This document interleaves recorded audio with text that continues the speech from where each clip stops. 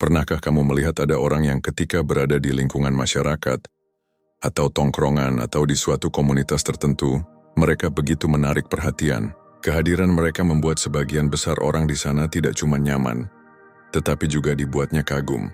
Mereka ibarat beringin di tengah padang savana yang amat gersang, menjadikan oasis di tengah kehampaan dan kekeringan. Mereka layaknya sebuah lilin yang memberikan cahaya di kegelapan, menjadi penerang bagi sekelilingnya. Kita pun mungkin dibuatnya terkesima. Kita tidak bisa memungkiri bahwa kehadiran orang-orang seperti mereka memang menjadi pembeda. Mereka tidak sama di antara orang-orang kebanyakan pada umumnya, sehingga mereka memang pantas menjadi pusat perhatian. Mereka menjadi idola yang dikagumi, dan ketika tidak ada di tempat, orang-orang akan mempertanyakan di mana keberadaan mereka. Kita sadar bahwa orang-orang seperti mereka tidak banyak, dan tidak mudah menemukan orang-orang seperti mereka. Jika mereka ada, semua orang gembira, dan jika mereka tidak ada, semua orang memperbincangkannya. Bukan untuk menggosipi dan menggibahinya, tetapi membicarakan kebaikannya, lalu berharap mereka segera hadir di sana. Kemudian kita pun bertanya-tanya, lantas kenapa mereka bisa menjadi sangat menarik di lingkungan sosial? Apa sebenarnya yang membuat mereka jadi begitu dikagumi oleh orang-orang yang mengenalnya? Baik itu sahabat dekat atau cuma kenalan biasa saja. Apa yang menjadi pembeda antara kita dan mereka? Baiklah, pertanyaan-pertanyaan itu akan terjawab pada konten kita kali ini.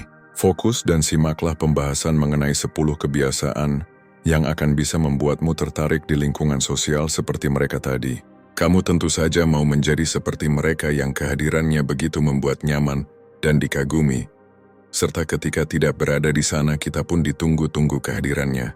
Namun sebelum masuk ke pembahasan, alangkah baiknya sahabat bijak berlangganan terlebih dahulu. Gratis, tidak dipungut biaya sama sekali, dan tentu dengan ini dapat membantu perkembangan channel kami. Terima kasih. Menjaga penampilan. Poin pertama dalam tema menjadi sosok yang menarik di lingkungan sosial adalah tentang bagaimana cara menjaga penampilan. Pertama yang dilihat oleh orang dari diri kita adalah penampilan. Tentang bagaimana kita menggunakan baju, celana, sepatu. Mereka melihat apa yang menempel di tubuh kita seperti aksesoris, perhiasan, jam tangan. Melihat gaya rambut kita seperti apa. Bayangkan saat berada di kantor atau di kampus, wajahmu pucat, lembek, dan masam pula. Bayangkan pakaian yang kamu kenakan itu sangat berantakan, rambut tidak disisir, dan bau badan pula. Mereka yang ada di dekatmu bukannya mereka nyaman, tetapi malah mau muntah rasanya. Mereka sontak mengawasimu dengan pandangan jijik sambil mencibir sinis. Apa yang kamu tampilkan saat berada di suatu lingkungan sosial tertentu bakal membawa dampak yang cukup signifikan, dan penampilan yang kamu bawa untuk mereka akan menjadi penilaian pertama tentang siapa dirimu sebenarnya. Jika penampilanmu berantakan dan tidak enak dipandang, artinya kamu tidak pantas menjadi sosok menarik. Jadi kamu sudah mengikrarkan diri mau menjadi orang yang menarik perhatian mereka, maka sebaiknya perbaiki penampilanmu. Biasanya pakai kaos oblong jelek, coba pakai kemeja yang membuatmu jauh lebih keren.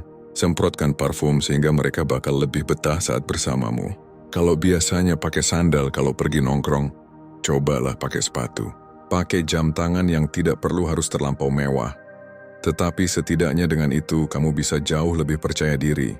Jadi jangan sekali-sekali meremehkan penampilan, sebab dengan menjaga penampilan adalah langkah awal yang akan membuatmu lebih menarik di mata orang-orang. Tenang di segala situasi.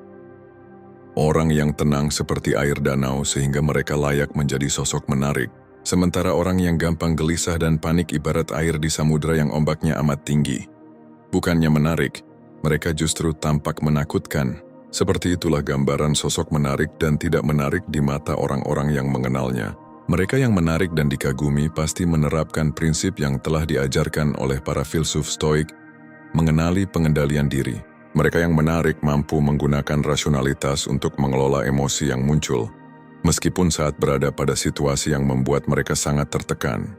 Mereka yang merupakan sosok menarik perhatian adalah mereka yang tetap tenang dan mampu mengendalikan keadaan bagaimanapun juga. Misalnya dihadapkan pada situasi mencekam dan berbahaya, mereka tidak panik dan terbawa suasana, atau ketika ada orang lain yang memancing amarah mereka, maka saat itu mereka tidak terbawa emosi, tetapi justru tetap tenang sehingga masalah dapat diatasi secara dewasa dan bijaksana. Mereka yang menarik perhatian adalah mereka yang saat bicara selalu memperhatikan ketenangan. Mereka tidak terburu-buru dalam mengambil keputusan, Mereka tidak tergesa-gesa saat melakukan suatu hal, mata tidak belingsatan, napas tidak menderu, tidak mondar-mandir. Sebaliknya, mereka tetap tenang badan maupun pikiran. Jadi jika kamu ingin menjadi sosok yang menarik, maka jadilah orang yang tenang dalam situasi dan kondisi apapun, tenang dalam menjaga posisi badan, berbicara, bersikap, merespons, mengambil keputusan, dan tenang dalam segala hal. Dan tidak ada yang didapatkan ketika kamu tenang kecuali kamu pasti akan jauh lebih dikagumi dan dihormati. Pendengar yang baik. Epictetus mengajarkan bahwa kita punya 2 telinga dan 1 mulut agar kita lebih banyak mendengar daripada bicara. Filosofi Stoikisme memberikan nasihat bijak bahwa ketika sedang berdiskusi atau mengobrol, sebaiknya lebih banyak mendengar ketimbang bicara. Sebab hal semacam ini kerap menjadi persoalan seseorang itu. Bisa saja malah dibenci dalam suatu hubungan lantaran terlalu egois saat berbincang. Ada orang yang saat mengobrol dia sangat mendominasi, suka mengumbar apapun tentang dirinya, dan tidak mempedulikan lawan bicara. Orang seperti ini sudah dipastikan tidak bakal menjadi sosok menarik di suatu lingkungan sosial tertentu. Seperti yang diajarkan filosofi Stoikisme, bahwa untuk menjadi menarik bagi orang lain kita mesti menjaga keseimbangan. Ada waktu di mana kita memang selayaknya bicara, menyampaikan gagasan, memberikan tanggapan, menasehati, dan semacamnya. Tapi ada waktunya pula di mana kita sebaiknya menjadi pendengar. Pada suatu tongkrongan saat ada teman yang sedang bersedih dan butuh teman ngobrol, itu sebaiknya kita cuma mendengarkan. Walaupun kita tidak bisa membantu baik dalam hal finansial maupun moral, tetapi setidaknya ketika ada yang mau mendengarkan ceritanya, itu sudah bisa menghilangkan sebagian kecil penderitaannya. Teman kita tersebut cuma butuh pendengar, tapi masalahnya yang seringkali terjadi adalah malah debat adu nasib. Contoh dia cerita baru saja kena potong gaji 200.000 gara-gara ketidaksengajaan.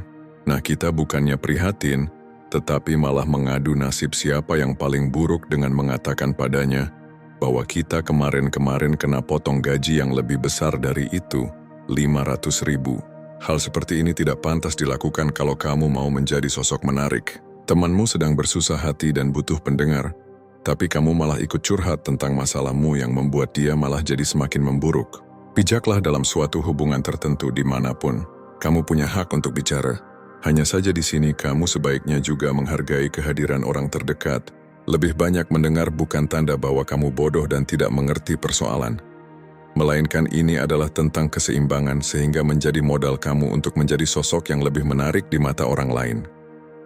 Pemikiran terbuka dan tidak anti kritik. Menjadi pendengar saja tidaklah cukup. Dalam suatu komunitas tertentu, apalagi kalau kamu mau menjadi pembeda di antaranya, maka kamu tidak boleh terlalu konservatif dan menolak kritik yang ditujukan padamu. Meskipun Stoikisme menekankan agar kamu senantiasa teguh dalam memegang keyakinan dan prinsip hidup, namun bukan berarti kamu harus berpikiran sempit dan tidak bersedia dikritik. Sosok menarik adalah mereka yang mempunyai pemikiran terbuka dan siap menerima masukan dari orang lain. Bayangkan di dalam lingkungan perusahaan tempat kamu bekerja, ketika bos menginginkan perubahan besar sebagai bentuk adaptasi terhadap perkembangan zaman, tetapi sebagai tangan kanan bos kamu malah tidak terima dengan ide perubahan itu. Kamu saking konservatifnya dan mencintai nilai-nilai yang ditanamkan, malah tidak suka dengan perubahan tertentu. Atau kamu yang merupakan bos dalam suatu bisnis yang kamu jalani, ketika ada anak buah atau karyawan yang menyampaikan suatu kritik padamu, kamu malah menolaknya dikarenakan tidak terima yang padahal sebenarnya itu merupakan kritik membangun dan positif. Kamu menganggap masukan dari siapapun tidak berguna, karena kamu merasa lebih tinggi dan benar sendiri. Padahal sejatinya untuk menjadi sosok menarik di mata orang-orang kamu, tidak boleh menjadi orang yang berpikiran sempit dan anti kritik. Sebaliknya, kamu harus berpikiran terbuka dan siap menerima kritik dari siapapun, termasuk dari anak buahmu sendiri. Lihatlah dunia dengan pemikiran luas dari berbagai sudut pandang. Jangan jadi orang yang terlalu idealis, konservatif, dan egois. Jangan pula jadi orang selalu menutup telinga ketika ada diskusi yang membahas tentang suatu perbaikan. Hargailah keberadaan orang-orang di sekitar dengan cara tidak cuma menjadi pendengar yang baik, tetapi juga mau mendengarkan kritik. Ketika kamu mampu melakukannya, percayalah orang-orang akan jauh lebih respect padamu. Mereka bakal jauh lebih nyaman dan berani menyampaikan ide perubahan. Maka dengan begitu tidak ada yang didapatkan kecuali manfaat dan kebaikan. Tidak suka mengeluh. Adakah teman kuliah atau rekan kantormu yang hobinya mengeluh saat berkumpul maupun mengumbar masalahnya di media sosial? Adakah orang terdekatmu yang ada masalah sedikit saja langsung mempublikasikannya kepada orang lain? Jika ada, lantas apa penilaian dan tanggapanmu pada mereka? Apakah dengan begitu kamu menganggap orang yang menarik? Jawabannya sudah pasti tidak. Sakit sedikit update status. Kalau sedikit update status, apa saja dikeluhkan? Lihatlah seperti apa karakter orang itu. Jangankan menarik, kita justru menilainya toksik. Kemudian bandingkan dengan orang terdekat yang kamu anggap mereka merupakan sosok menarik perhatian. Sudah pasti mereka bukan orang yang hobi mengeluh entah di dunia nyata maupun di dunia maya. Sebab filosofi stoikisme mengajarkan untuk menjaga privasi dan tidak perlu mengumbar keluhan pada orang lain. Jika kamu hobi mengeluh tentang masalah hidup, maka mereka bukannya menghargai, tetapi malah menganggapmu sebagai orang yang lemah dan tidak punya nilai. Mereka yang menarik perhatian adalah mereka yang pandai menjaga mulut dan jari. Mereka diam bukan berarti tidak ada masalah apapun dalam hidup. Mereka punya masalah dan bisa jadi masalah mereka malah lebih berat dari kita. Hanya saja mereka mampu mengontrol diri dan tidak mengumbar apa yang ada di hati untuk mencari kasihan orang lain. Dan mereka yang menarik perhatian adalah mereka yang pandai dalam menjaga aib dan privasi. Dan bagi kamu yang bercita-cita ingin seperti mereka, maka sudah sepantasnya untuk tidak menjadi orang yang gampang mengeluh. Semua orang punya problem dalam hidup, tetapi bukan berarti harus dibagikan kepada dunia. Tunjukkan nilai dan reputasi dengan cara tetap menjaga mulut dan jari. Jangan menjadi sosok lemah dan toksik dengan cara mengeluarkan beragam keluhan yang pada akhirnya bakal menurunkan rasa hormat mereka padamu. Seandainya bercerita menurutmu merupakan solusi bijak dalam mengatasi permasalahan, maka pilihlah orang yang sangat tepat, seperti psikolog, dokter, orang tua, guru, pasangan, sahabat terpercaya, dan intinya orang yang kira-kira bakal bisa membantumu. Dan di situ kamu sebenarnya bukan mengeluh, tetapi bercerita dan berharap mereka bisa membantu. Ini adalah cara mengobati dirimu serta bukti bahwa kamu masih menghargai segelintir orang terdekat yang masih peduli padamu.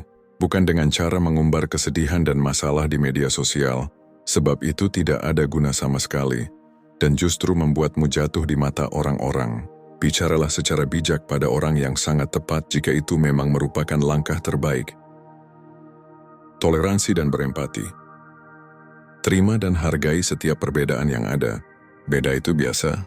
Beda keyakinan, beda prinsip, beda idealisme, beda visi, beda suku dan warna kulit. Perbedaan merupakan hal wajar dalam kehidupan. Sekarang tinggal kita bagaimana menyikapi beragam perbedaan tersebut dengan pemikiran terbuka dan hati yang lapang. Belajar menerima bukan berarti lantas kita jadi munafik dan tidak teguh pendirian. Belajar terbuka dan lebih toleransi terhadap orang lain bukan berarti lantas kita mengkhianati nilai yang telah ditanam dalam diri. Tetapi ini merupakan bentuk menghargai perbedaan yang ada. Ini adalah cara kita menghormati orang lain yang mungkin tidak sepemahaman dan sejalan sama pemikiran kita. Selain itu, ketika ada orang lain yang sedang berada di bawah dan butuh bantuan, maka sebaiknya kita turut prihatin dan berbuat apa yang bisa kita berikan pada mereka. Atau ketika ada orang yang melakukan kesalahan, kita jangan buru-buru menghakimi dan menganggapnya adalah musuh yang harus dijauhi. Tetapi bijaklah dalam bersikap terhadap sesama apapun keadaannya. Berempati tidak cuma bukti bahwa kita merupakan sosok yang peduli terhadap sesama, namun dengan itu akan lebih mengangkat nilai pada diri. Empati adalah cara kita dalam menghormati antar sesama manusia, serta melawan sifat egois dan rasa antipati yang biasanya menyerang sebagian manusia. Jadi jika kamu ingin menjadi sosok yang jauh lebih menarik di lingkungan sosial, maka jadilah orang yang mau bersikap toleransi terhadap setiap perbedaan, supaya tetap terciptanya kerukunan dalam persatuan tanpa harus menjadi pengkhianat bagi diri sendiri, serta menjadi orang yang mau berempati terhadap kekurangan dan kesalahan orang lain sebagai bentuk rasa hormat pada mereka. Percayalah kamu akan jauh lebih menarik di mata siapapun jika kamu mau bertoleransi dan berempati. Rendah hati. Bayangkan di satu komunitas tertentu di sana kamu melihat ada satu atau dua orang yang saking terlalu mencoloknya, lantas mereka jadi arogan dan sombong. Karena ingin terlihat tinggi dibandingkan lainnya, lantas mereka lebih banyak bicara dan tampil luar biasa. Mereka mendongakkan kepala dan membusungkan dada. Melihat orang lain pasti berada di bawah mereka. Alih-alih berharap supaya orang lain terkesan, namun mereka justru membuat orang lain merasa rendah dan menaruh kebencian. Lalu coba nilai menurutmu seperti apa mereka? Apakah pantas menjadi sosok yang menarik dalam suatu komunitas tertentu? Apakah orang yang sombong pantas mendapatkan tempat di matamu? Jawabannya tentu saja tidak. Ada banyak cerita di masa lalu yang mana orang tersebut karena terlampau gagah, pada akhirnya mereka jadi sombong dan sok berkuasa. Itu bukan terjadi lantaran mereka bodoh dan tidak punya status, tetapi terjadi karena mereka tidak punya sifat rendah hati. Mereka mungkin dikenal, tetapi belum tentu dihargai, sebab pemimpin yang sombong umumnya dibenci oleh masyarakat.